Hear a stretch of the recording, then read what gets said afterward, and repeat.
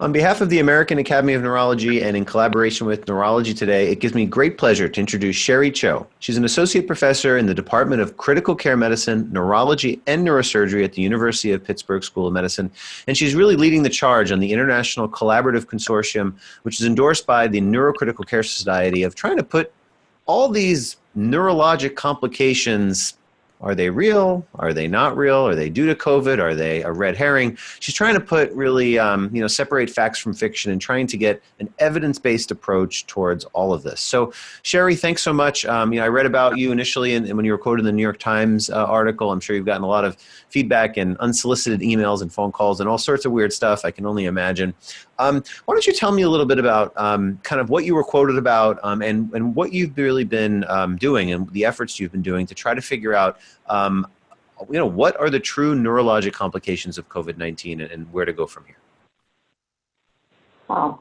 Thank you so much. Thank you for that introduction, and thank you for this opportunity to speak to you about this. Let me just tell you that, as we all have been hit in the face by this COVID-19 pandemic, the whole idea really started out with a group chat that I do with a group of fellow neurocritical care colleagues and providers, and as intensivists, neurologists, but intensivists, we are all on the front line. We have all been very, very busy in developing emergency response plans, trying to adapt ICUs to all sorts of preparedness. But behind all that, we read the reports out of Italy and Europe and now New York and all the other hard-hit areas, and we began to worry about our neurocritical care patients and what might happen to them when our resources are so limited and when we don't have enough ventilators. And we don't even have enough intensivists, because many of us have been now pulled to staff COVID-19 units, and those are all the patients we see in the hospital. And so it started with an idea where I said to my colleagues, this is going to be really hard, but we have to keep a record. We have to collect some sort of data so that when this hurricane blows over, we can at least look back and look at what we saw, what we did, and what happened to our patients. And it started from there. And then we also knew that it's very, very challenging to do any sort of research, human-based research, in a pandemic. But as neurointensivists, we're probably uniquely positioned to do so because we are the few people who are actually in the hospitals, on the front lines, and getting into these patients' rooms and examining them. And having that in mind, and also knowing all the limitations clinically of what we can and cannot do, we designed studies that are extremely pragmatic, something that is doable and can be done and we can pull off despite the fact that we're dealing with this very challenging situation of a pandemic. The second idea that came quickly was, as you said, the neurological manifestations. And we have been hearing mostly from colleagues, from word of mouth, from around the world, and some very limited case reports. I think only one or two have been peer-reviewed and published. Many exist in preprint forms, suggesting that they're seeing something neurological in these COVID-19 patients. We're hearing that in Italy, someone has set up a dedicated neuro-COVID unit to take care of these patients. There are some reports from cohorts in China where they report incidences of strokes and seizures. One paper even said as high as 36% of their patients have some neurological finding. What we don't know, of course, in the middle of all of this is what is the denominator, and how do these things happen by coincidence? Because if two things are common enough, for example, a patient can show up with a stroke, they can also test positive for COVID. Did the COVID cause the stroke, or did they just happen to have both things at the same time? And I think that is ultimately going to be the answer, the question that we need to answer. And I think another big question in my mind is if indeed COVID-19, if a small portion of these patients actually primarily present with neurological symptoms, and that is actually the presenting symptom of their COVID-19, whether that is due to direct virus invasion of the nervous system or it's a manifestation of a symptom, we need to know that soon, because we need to know to screen these patients, because there are places that will not be testing them for COVID-19. Yeah, so I couldn't agree with you more. Being in an academic setting, and you can be in a private practice, a variety of settings. You can report findings. You can put case reports out there, and as an inquisitive neurologist, as most of the neurologists I know are, we're interested in this stuff. We're on the front lines, or we're working in the hospitals, or we're hearing about cases. We do a morning report every morning, 8:45, and we're running through cases. And there's a lot of excitement about finding something new. And this is not easy. None of this is. I mean, intensivists. My heart goes out to you guys. This is like very tough. ER folks, very tough. We're all being redeployed in different ways and contributing in different ways. But as part of that, the scientific inquiry is kind of why we love medicine. And why we love neurology. So finding something new, I think, is important, and adding to the literature. But what I just heard, which I think is really important, I think people really needs to just pause for a second and think about this. But, we have to be very careful before jumping to conclusions. What is a real phenomenon, or is it a coincidence? Just like you said, someone can have a stroke and have COVID-19. They could be an asymptomatic carrier, or they could be in the throes of the illness. People can have strokes for a variety of reasons. It could be caused by, I don't know, stress or blood pressure elevations, or hypoxia. I don't know. I'm making things up. I'm not a stroke doctor, so I apologize if that was like completely incorrect and not even medical student level. I apologize. But when it comes to what this numerator and denominator concept, I think is really important. I guess when you have whether it's an excited trainee, or whether it's an attending on taking care of patients, or whoever, wherever.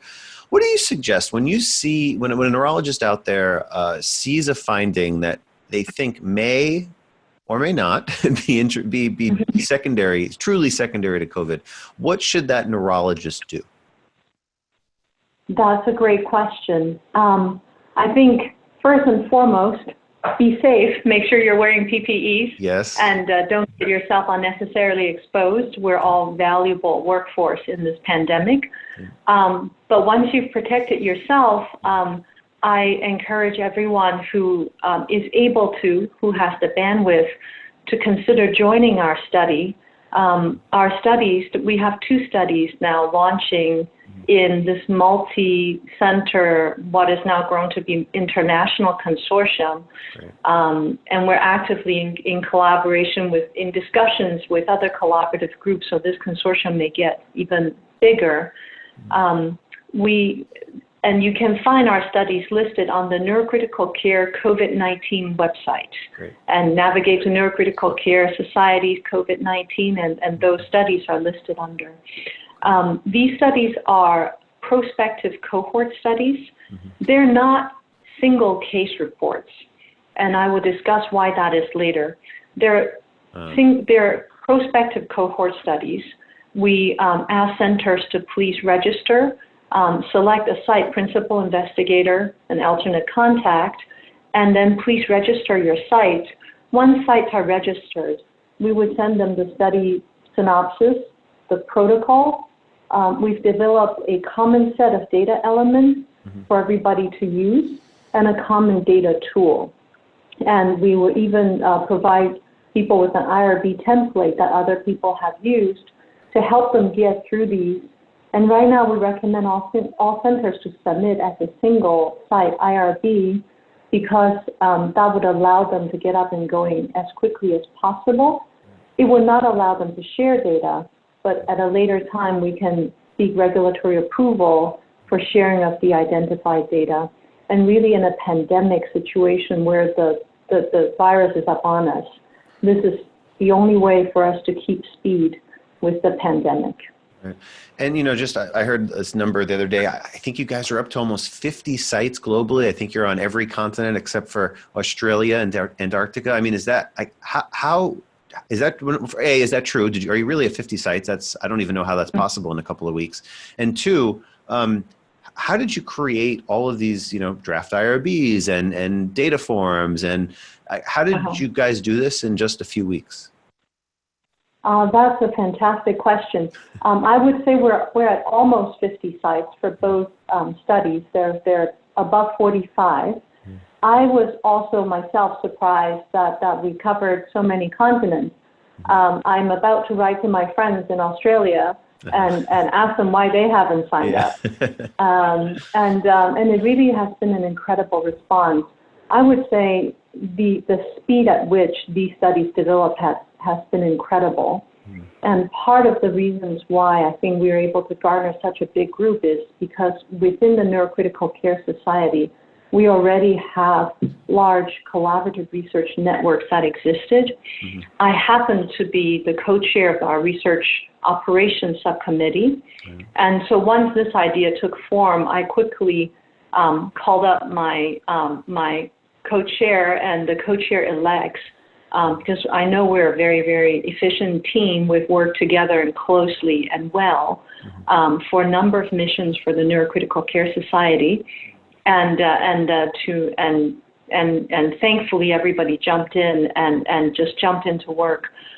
So this is really a big team effort, and I think it was able to grow so big so quickly because the Neurocritical Care Society has had traditionally such a big collaborative research network that is already there, and that we can sort of go out to and say, hey, we need to do this. And everybody just jumped in with enthusiasm.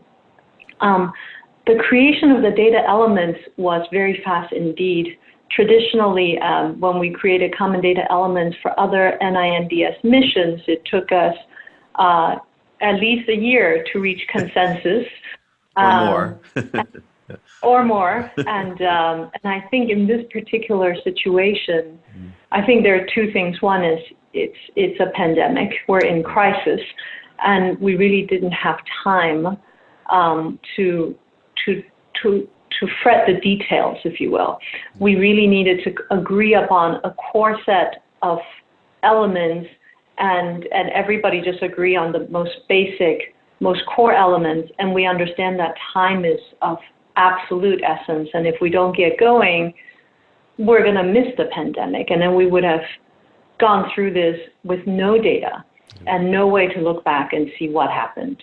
And I think that's why we were able to reach, it was sort of an emergency consensus, and as I mentioned, this team of research operations committee leadership really just buckled down, and we tag teamed. So when I'm in the ICU, other team members tagged in, and then we tagged each other, and then got the documents finalized, and developed. I think we also built some basic data tools because we can just envision how somebody's going to do this study. People can't get into the ICUs right now unless you're absolutely essential. We don't have enough PPEs even for the people who are there. So we cannot have research team members coming into the ICU for this. The data points will have to be available by getting through the electronic health records or by calling in to the clinical team. The data points have to be relatively low effort because the clinical team is already overloaded taking care of these patients, but they have to be accurate. And then the third consideration is we want to make sure that these are elements of the neurological examination, but not necessarily a diagnosis, because in the current COVID environment, many centers have very limited diagnostic capabilities. It's very difficult to send a patient to CAT scan or MRI. You take them out of their containment unit. How do you prevent spread of COVID-19? How do you decontaminate your MRI suite after that? Similarly with many other diagnostics or even aspects of neurological examination, checking for a cough and a gag creates aerosols. and that will require different kind of PPE. And so the data points that typically would be fairly easy to get, suddenly in this environment, we have to think about it very carefully. So we really designed the studies with that in mind. The other thing we had in mind was we are not, at least in this basic study, we're not asking for subtle, challenging neurological assessments that requires a trained neurologist to assess, degrees and tone. Because in this pandemic, we realized that a lot of our patients will not be cared for by their traditional physicians. They may not even get a neurologist. If they're really ill in a COVID ICU, it would be whoever the intensivist is in there taking care of them. And the neurological exam might be limited because they may be very heavily sedated, prone, and so we want to capture the really fundamental neurological findings that most people can get fairly accurately without having been trained as a neurologist, but that are still important enough that would inform us going forward just how many people had a severe enough aphasia that most people recognize as an aphasia. We're not going to ask them to type it and to localize it, but somebody somewhere thinks that this patient is aphasic, for example. Gotcha. So many practical, pragmatic considerations. Right. So I think, just to reemphasize, and to summarize, I think what a lot of us are getting, us meaning neurologists, and whether it's questions from the media or colleagues or students or whatever else, the question often is, what are the neurological complications of COVID? And I think maybe that may not be exactly the right question at this time, and maybe recalibrating the question to, are there neurological manifestations of COVID? And if so, how prevalent are they, and what are the exact symptoms? And as you said, we may not be able to get all the exact symptoms because you're right. Doing a neurological exam in a full PPE suit with, what are the reflexes and you can't get a gag. I mean, that's you can't put yourself at harm. Although we're interested in science, one of the cases that we had, it was a pretty, I don't want to say this, but a little bit of a borderline call, in my opinion. I was just listening on a video conference about a patient, but did that person really need a lumbar puncture? I think somebody on the team or a couple people felt this would be a great case report, and if he's got something in the spinal fluid, and it's a really great case report. And I think ethically speaking, I think we have to be careful. Like you said, do you really want to send a patient with a COVID positive patient who still may be contagious to an MRI scanner, and then they're going to have to decontaminate everything? And is that really fair and right and ethical to do? And these are challenging questions. I'm all about scientific inquiry, but I'm also about keeping our healthcare providers and workers and machines and safe, and not infecting all sorts of people when they don't have to be. So you raise a great point, and I should just add to that those are exactly our considerations as well. And I think in this, in setting up this study or this query for knowledge, I think the first and foremost, the principle is the safety and the well-being of our patients, and the safety and well-being of our healthcare workers.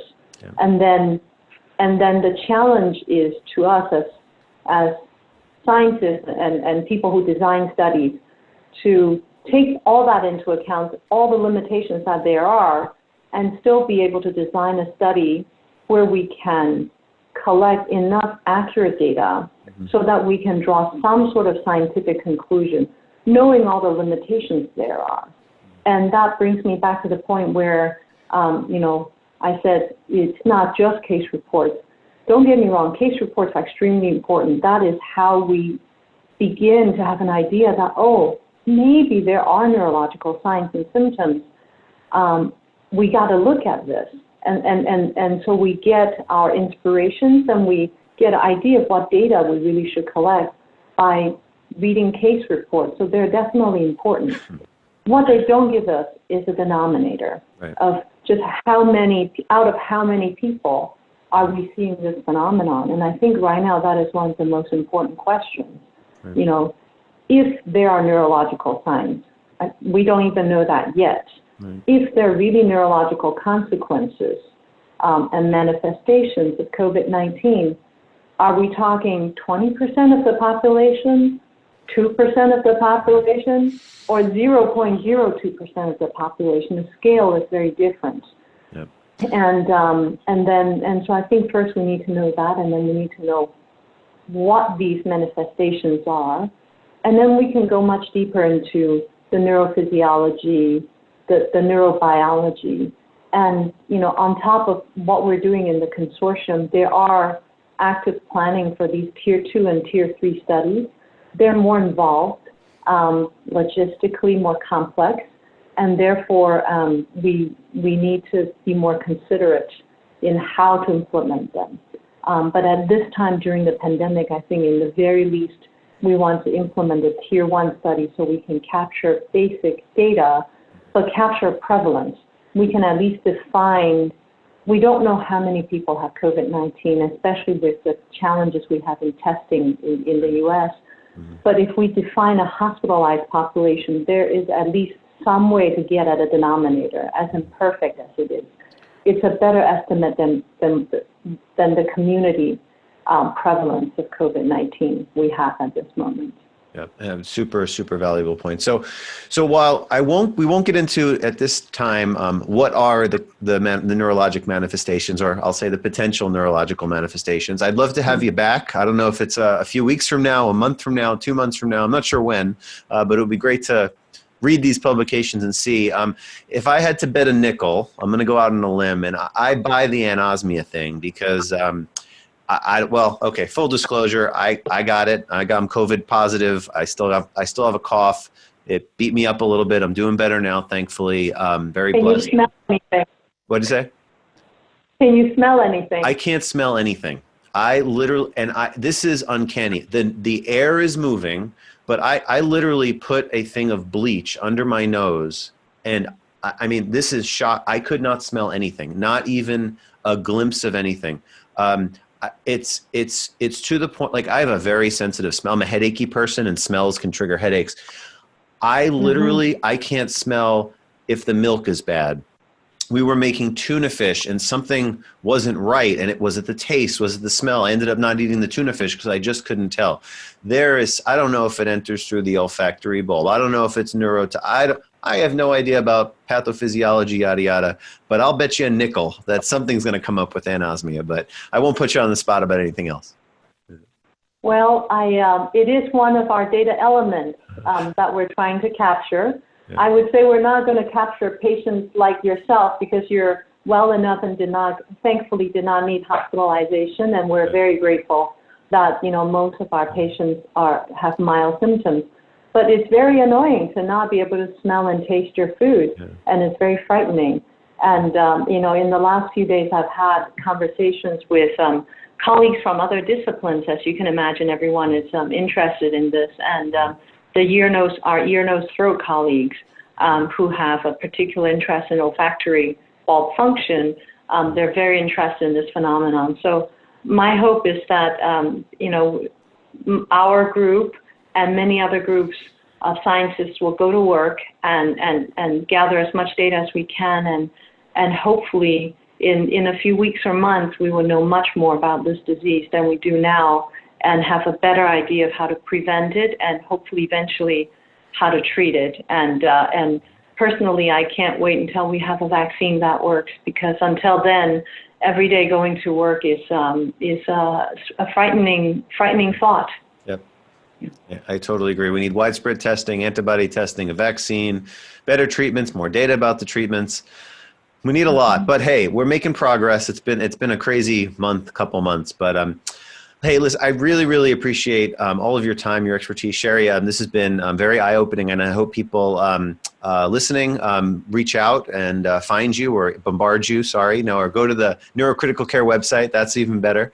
Join the consortium that way. And honestly, I couldn't agree more. Case reports are valuable and important, but to truly move the needle and to change the way neurologists practice, getting rigorous data out there is going to be better, I think, for all. So really appreciate your efforts, and thanks so much.